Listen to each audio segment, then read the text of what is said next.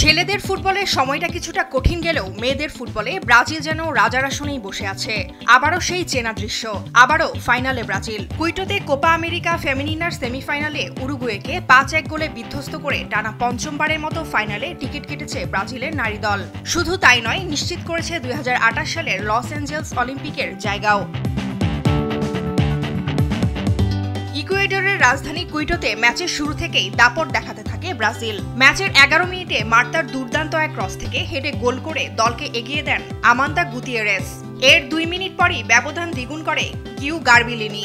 আর প্রথমার্ধে 27 মিনিটে পেনাল্টি থেকে নিজের প্রথম গোলটি করেন মার্তা, যা ব্রাজিলের হয়ে তার এই টুর্নামেন্টের প্রথম গোল। প্রথম 30 মিনিটেই 3-0 গোলে এগিয়ে থেকে এক প্রকার ম্যাচের ভাগ্য গড়ে দেয় ব্রাজিল।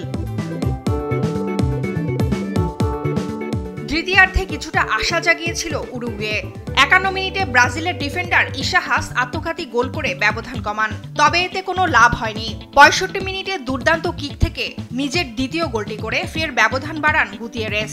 ম্যাচের শেষ দিকে বদলি খেলোয়াড় দুদিনিয়া গোল করে জয়টা আরও বড় করে তোলেন। এই জয় শুধু ফাইনালেই নয়, 2028 অলিম্পিক গেমসেও জায়গা করে দিল ব্রাজিলকে।